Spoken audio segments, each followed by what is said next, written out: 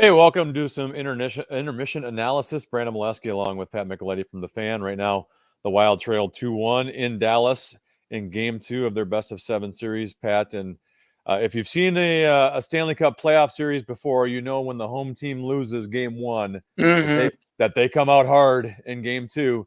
And they did that, got out to the 2-0 lead, and I think a big goal there for the Wild towards the end there to try to weather the storm a little bit in that first period because you knew Dallas was going to come out fast. Yeah, very interesting though, Brandon. And you're right.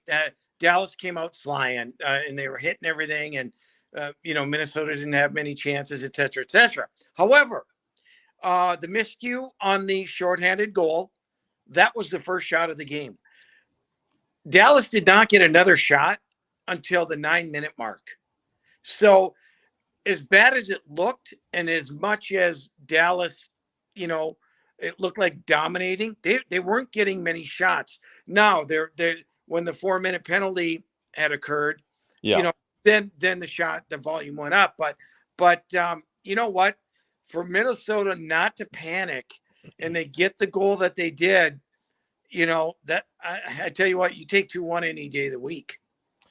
As always, people can give us some questions, comments. I'm guessing Marc-Andre Fleury will be quite the topic of conversation because people love the goaltending conversation. And after a very good game from Gustafsson in Game 1, the staff decides to go with Marc-Andre Fleury tonight. You can't fault them on either goal, Pat. Nope, you really can't. And, if you really want to be psychological about this thing, look at it this way. They stole a game. If they get the next one, hallelujah. If they don't, then they can say, time to change the momentum again. Let's go back with Gus. Who knows what they're going to do? I can't figure it. I thought all day Brandon Gustafsson was going to be the guy. He wasn't. So be it. You move on. Yeah, and I saw an interesting stat that Bally's put on their television screen, on my television screen, that, Gustafsson all year long has been one of the best goaltenders in the league. Since February 23rd, Marc-Andre Fleury actually has the 6th best save percentage in the National Hockey League.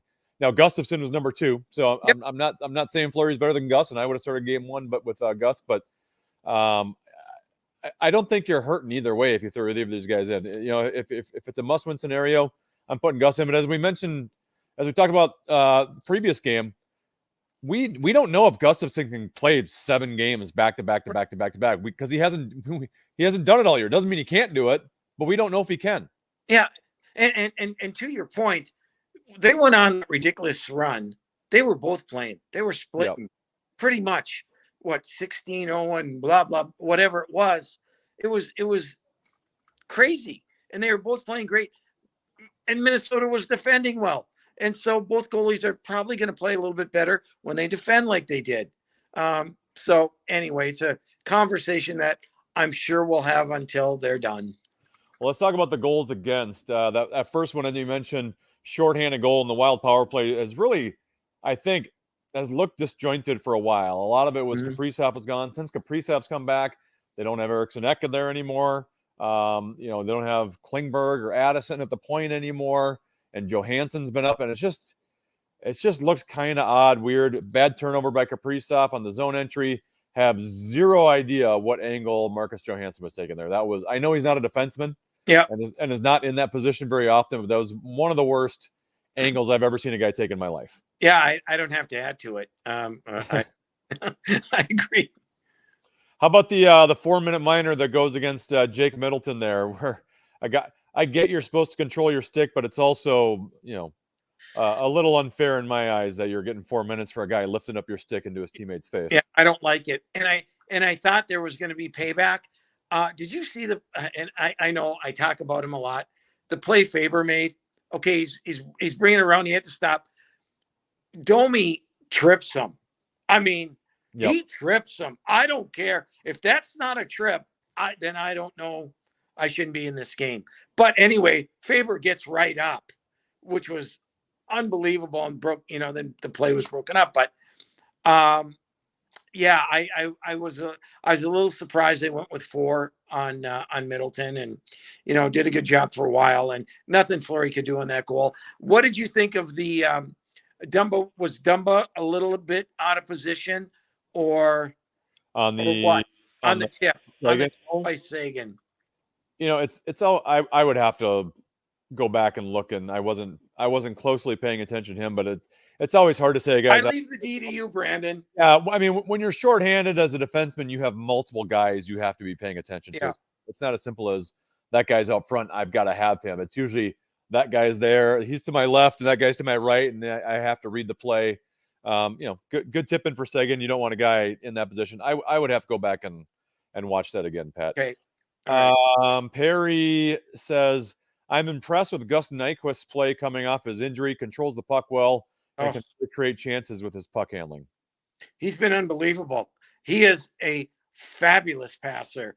I mean, he set up Sundqvist on the goal, but he's calm, patient, and he delivers, man. He delivers. I'm really impressed with his play. I didn't know what we'd get out of him. He's been out since January. Yeah, pretty darn good.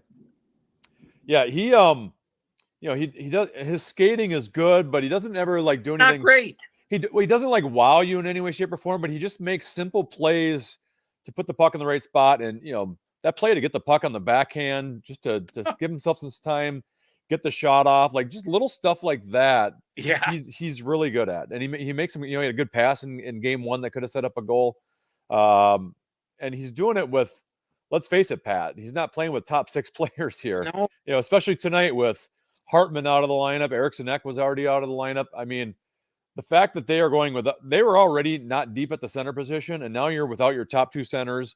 You're forcing a Matt Boldy to play out of position, who he's played a few shifts at center in his NHL career. I know he played in college, but it's still a different thing.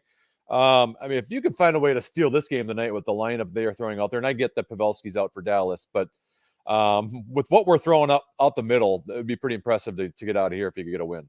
Yeah, and you know, I'm going to go back to it. You know, 2-0. Man, it could have got worse, and they didn't let it get worse, and they jumped back into it. You know, now they feel good about themselves. They scored the last goal of the period, and you know, that should give them a little boost going into the second, I think. We'll stick on the Nyquist conversation. Mike says, side question, do you think the Wild try keeping Nyquist next year?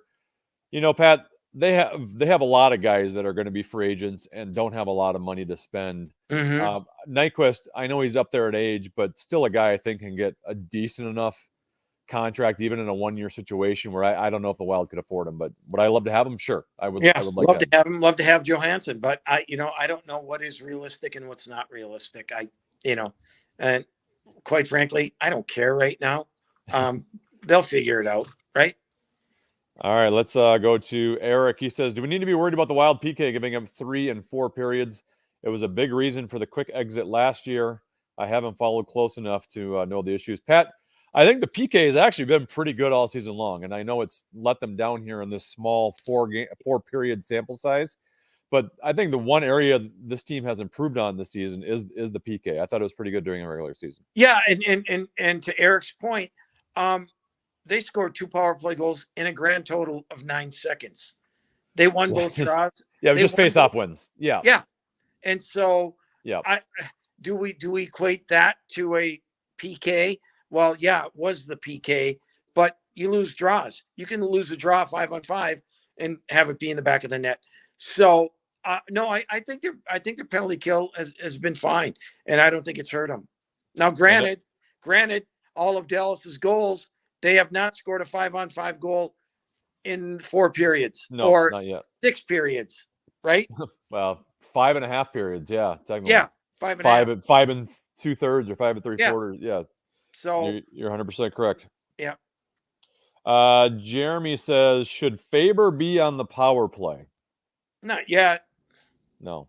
I mean, not yet. I mean, he's only played 4 games, and no, I mean, Spurgeon's fine. You know how they're. Listen, if they really want to simplify it, maybe, and just say, okay, you're going to get it, give it, or shoot it, or But now I'd play him on the penalty kill, if need be, because he's a great penalty killer. He's a great defender, and knows what to do on the PK. But yeah, I don't know. And he wasn't, you watch way more Gopher games than I did, but he wasn't even on the top power play unit No, at the University of Minnesota, and was even on the second power play unit. no, at times, but not. Yeah, no. I mean, they used him in a different role. Yeah, I think he is a great defensive defenseman. I think he'll be a good penalty killer. He's got a great stick. He'll block shots. He can skate. He'll grow into a role of being able to help a power. And he can give you a little bit of offense. It's not like but yep. This is a good question that I actually thought myself. Why not put Nyquist on the second line instead of Foligno? Agreed. I can't disagree. I will. They're trying to. Do you think maybe they're trying to balance? I think they're trying to protect Boldy playing center, right? You've got Boldy playing center, but you still want him to be aggressive in the offensive zone. So having Foligno as a guy who can back him up defensively, that if you're stuck in your own zone, he can play down low defensively as a center if you need to. Johansson can do a little bit of that as well. My guess is, we're putting Boldy in a tough spot here to have to defend. Let's have a really good defensive player with him. Yep. But, Pat, if you are still down a goal or two and you get to the third period, I would consider moving Nyquist up and trying to make it an offensive line. Yep. Agreed. All right, Pat. Appreciate your help as always. We'll talk to you during the second intermission. Sounds great, Brandon. All right. He's Pat Micheletti. I'm Brandon Mileski. Thank you so much for watching our intermission report. We'll be back here for the second intermission. Right now, Dallas leads the Wild 2-1 after one. We'll see you about 45 minutes from now. Bye.